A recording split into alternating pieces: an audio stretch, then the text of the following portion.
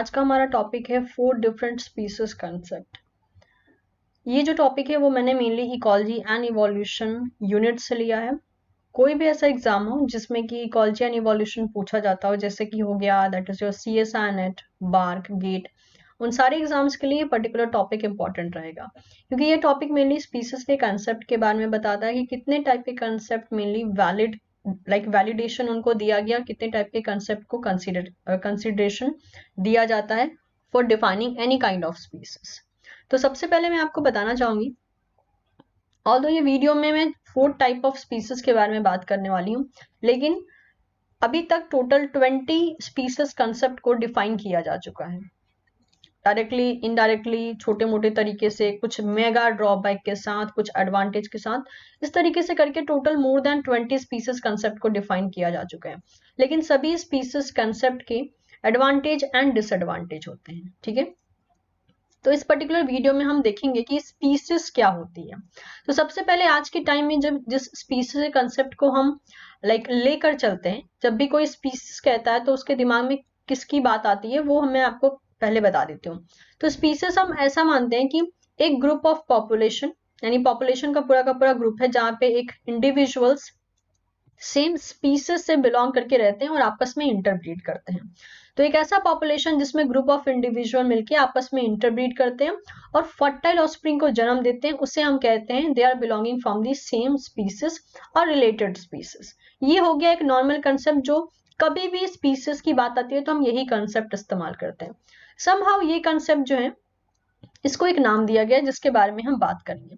लेकिन ये 20 species concept में से टोटल 4 ऐसे हैं जिसको कि थोड़ा सा ज्यादा लाइमलाइट मिला है, और इन्हीं 4 के बारे में हम बात करेंगे।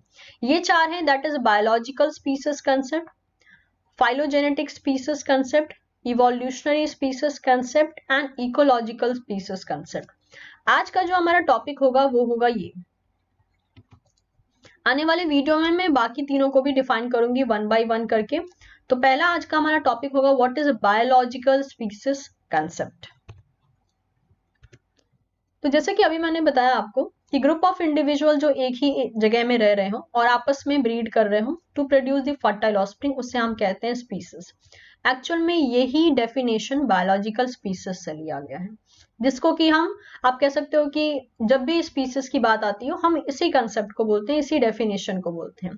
तो ये अभी तक का एक बेस्ट नोन स्पीसीज कंसेप्ट है, ओके, जिसे कि 1942 में अर्नस्ट मेयर ने दिया था। और इन्होंने कैसे डिफाइन किया?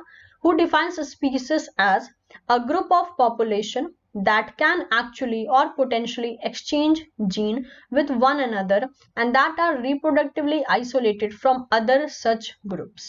तो अगर हम ग्रुप ऑफ पॉपुलेशन को कंसिडर करें और हम ये कहते हैं कि वहां के जो मेंबर हैं वो आपस में एक साथ रिप्रोड्यूस कर सकते हैं और वो एक फर्टाइल ऑफस्प्रिंग को जन्म देते हैं, उनको हम कहेंगे they are belonging from the same species.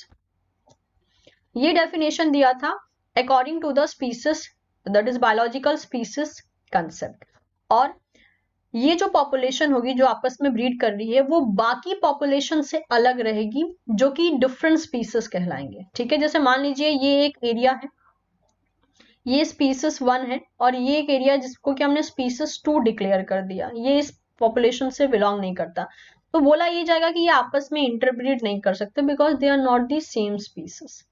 तो रिलेटेड स्पीसीज आपस में ब्रीड कर सकते हैं, अनरिलेटेड स्पीसीज या डिफरेंट स्पीसीज आपस में ब्रीड नहीं कर सकते।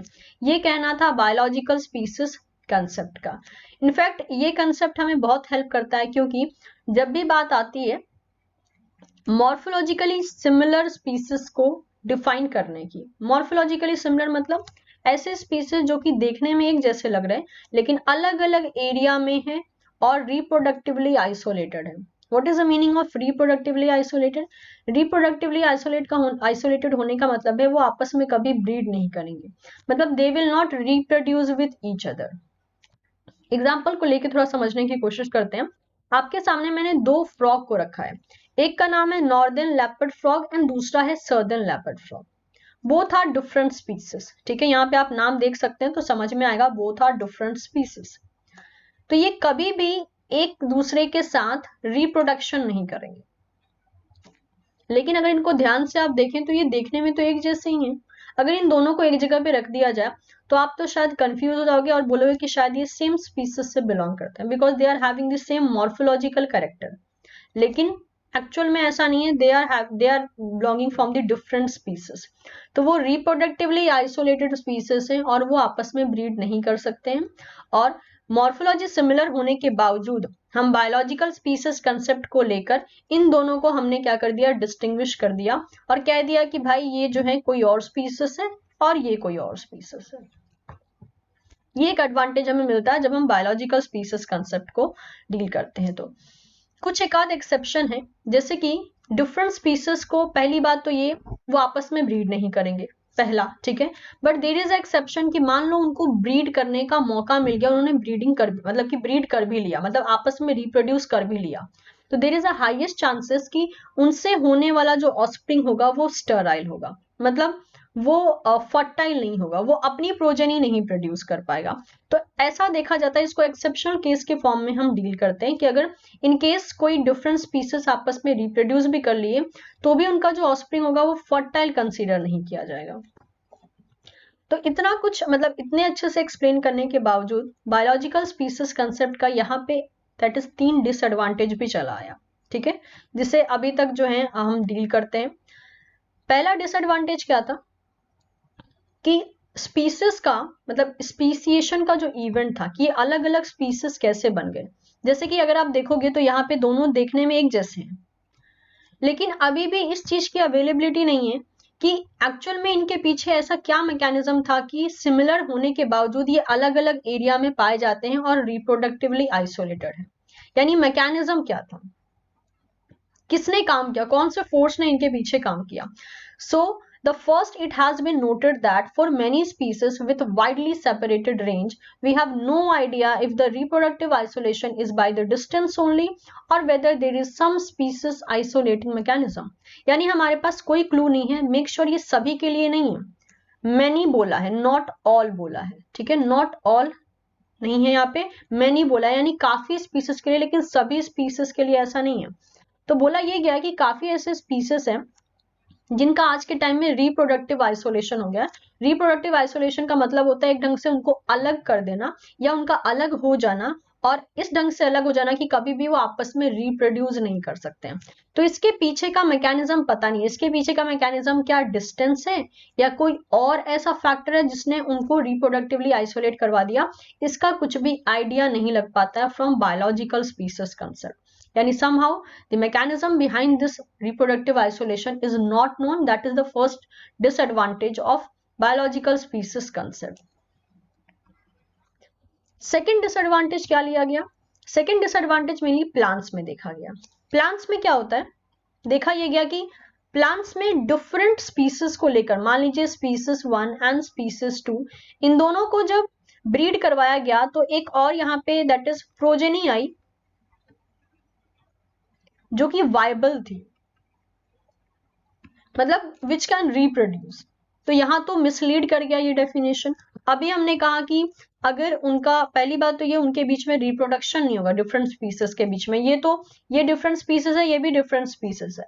तो पहला ही डेफिनेशन इसने क्या कर दिया, झूठा कर दिया, दैट इज आप कह सकते हो मिसलीड कर दिया।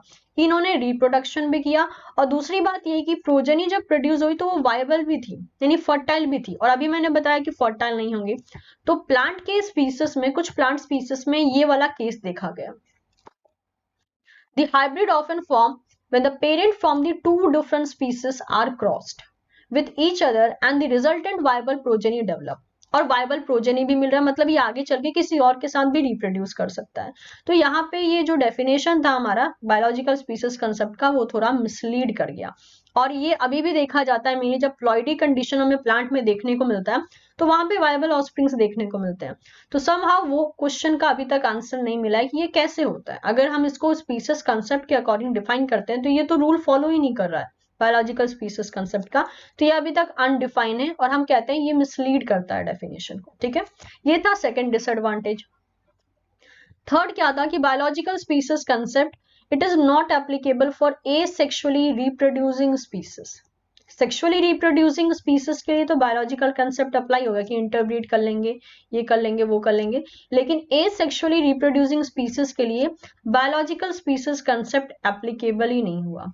जैसे कि एग्जाम्पल के लिए हो गया बैक्टीरिया, कुछ plants, fungi as well as कुछ एक्सटिंक्ट स्पीसीज, इन सब के ऊपर ये कंसेप्ट एप्लीकेबल नहीं हो पाया क्योंकि समहाउ उनका मोड ऑफ रिप्रोडक्शन था एसेक्सुअल। ठीक है, तो इस ढंग से हमने 3 डिसएडवांटेज देखे बायोलॉजिकल स्पीसीज कंसेप्ट के, बट डिस्पाइट ऑफ डिसएडवांटेज ये अभी तक का मोस्ट एक्सेप्टेबल स्पीसीज कंसेप्ट है, जिसे हम मेनली इकोलॉजी हो, इवोल्यूशन हो, जहां भी स्पीसिएशन का एंड स्पीसीज का कंसेप्ट आता है वहां पे हम इसको डील करते हैं।